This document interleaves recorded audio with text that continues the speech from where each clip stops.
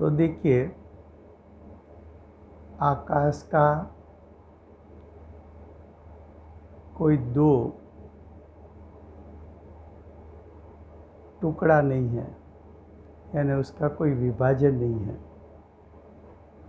वैसे आकाश तो एक अखंड द्रव्य है, लेकिन जहाँ तक धर्म द्रव्य अधर्म द्रव्य का व्याप्त है, इतने क्षेत्र को लोकाकाश कहा। और जहाँ धर्म अधर्म द्रव्य का व्याप्त नहीं है, उसको अलोकाकाश कहा। जहाँ धर्म अधर्म द्रव्य व्याप्त है, इतने क्षेत्र में अनंत जीव रहते हैं, अनंत अनंत पुद्गल रहते हैं, धर्म द्रव्य रहता है, अधर्म द्रव्य रहता है, और असंख्यात काल द्रव्य रहते हैं। तो आकाश का दो भेद है, लोकाकाश अलोकाकाश। जितने क्षेत्र में धर्म अधर्म द्रव्य का व्याप्त है, वो लोकाकाश है, और जहाँ धर्म अधर्म द्रव्य का व्याप्त नहीं है, इतना अलोकाकाश है।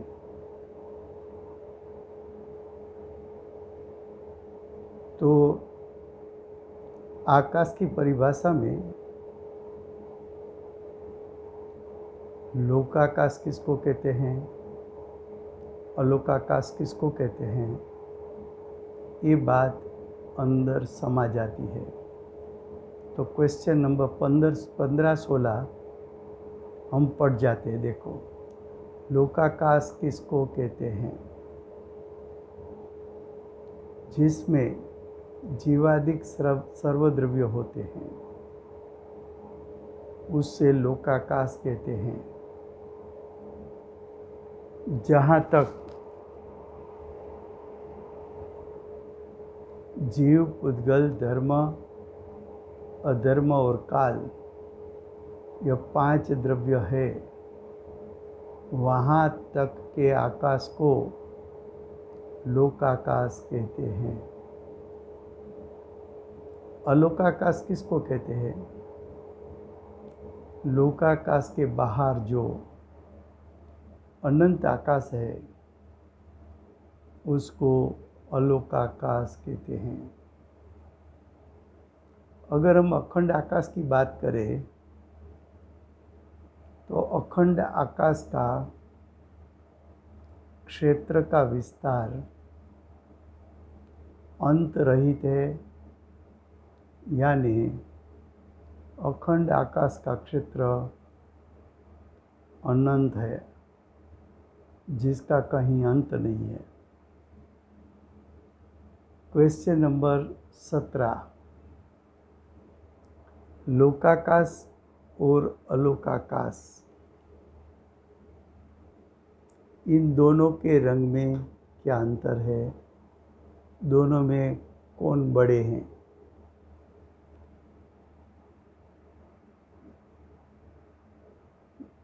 बड़े हैं उसका अर्थ क्षेत्र अपेक्षा से किसका क्षेत्र ज़्यादा है। सबसे पहले प्रश्न किया गया दोनों के रंग के बारे में। तो कि 6 द्रव्यों में पुद्गल द्रव्य एक ही रूपी द्रव्य है, तो रूपी द्रव्य का रंग होता है। दूसरे 5 द्रव्य जीव धर्म धर्म आकाश काल, वो 5 द्रव्य अरूपी है। अरूपीपना पांचों द्रव्य का एक गुण है, स्वभाव है। तो पांचों द्रव्य स्वभाव से अरूपी है, तो स्वभाव तो त्रिकाल होता है। इसलिए पांचों द्रव्य तीनों काल अरूपी है, उसका कोई रूप होता नहीं है। अगर अखंड आकाश का रूप नहीं है तो लोकाकाश, अलोकाकाश, उसका भी कोई रंग या रूप नहीं होता।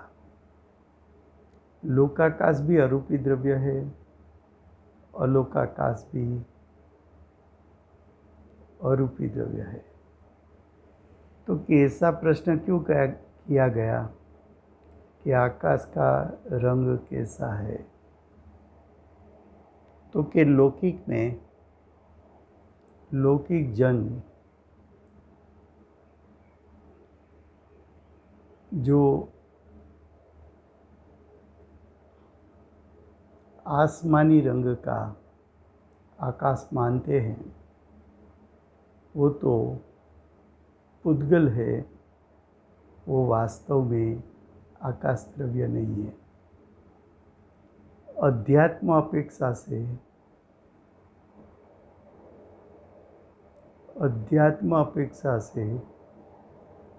अध्यात्म शास्त्रों ने ये सब जो खाली जगह है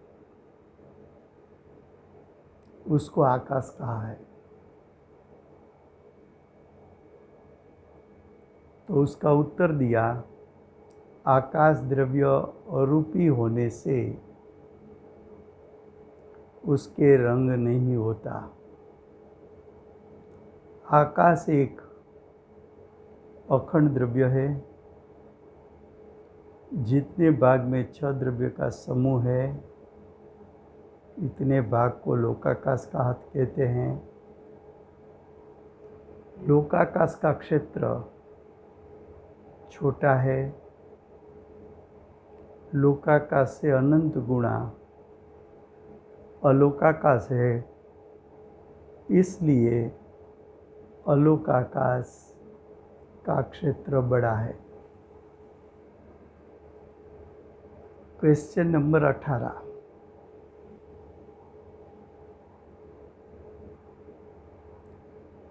आकाश में कितने द्रव्य है और उसके परिणमन में किसका निमित्त है?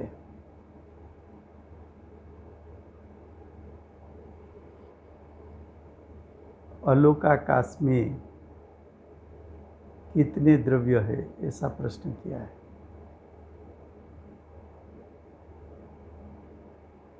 और उसके परिणमन में किसका निमित्त है? तो कि अलोकाकाश में आकाश के अतिरिक्त अन्य कोई द्रव्य नहीं है।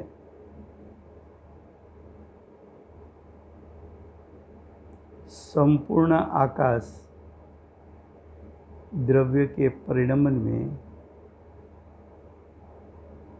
लोकाकाश में रहे हुए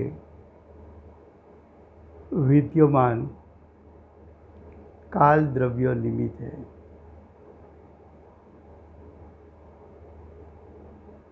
फिर से, अलोकाकाश में आकाश के अतिरिक्त कोई द्रव्य नहीं है, अकेला आकाश।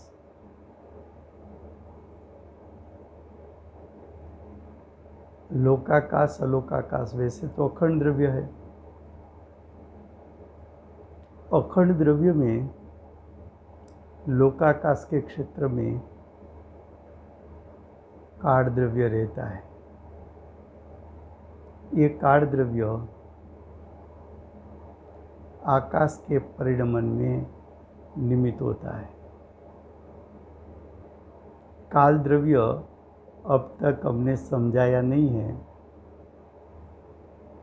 इसलिए काल द्रव्य निमित्त है, उसका यहाँ हम ज़्यादा विस्तार नहीं करेंगे। जब काल द्रव्य की बात आएगी तब ज़्यादा विस्तार हम करेंगे। प्रश्न 19। एक आकाश प्रदेश में एक ही प्रकार के दो द्रव्य कभी साथ नहीं रहते, उस द्रव्य का नाम क्या?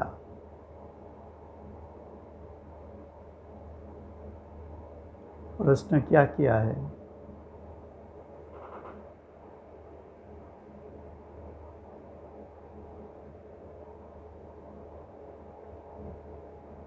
एक आकाश के प्रदेश में, वहाँ आकाश के प्रदेश का अर्थ करना लोकाकाश के एक प्रदेश में, क्योंकि अलोकाकाश में तो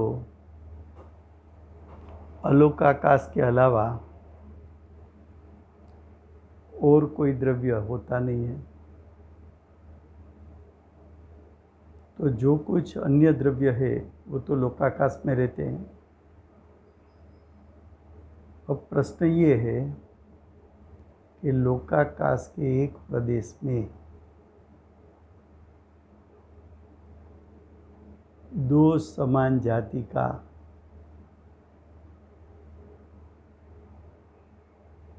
कौन सा द्रव्य रह नहीं सकता?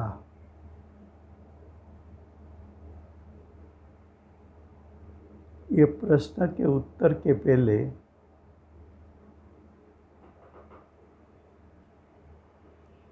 हम थोड़ी काढ़ द्रव्य की बात आपको बता दें। जिस प्रकार परमाणु एक प्रदेश वाला है, इतना सूक्ष्म है, उसी प्रकार काढ़ द्रव्य भी एक प्रदेशी सूक्ष्म है। लोकाकाश के एक प्रदेश में अनंत परमाणु रहते हैं।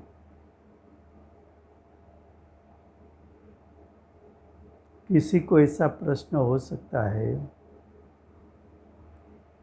कि परमाणु एक प्रदेशी है, तो क्या लोकाकाश के एक प्रदेश में अनंत परमाणु रह सकते हैं?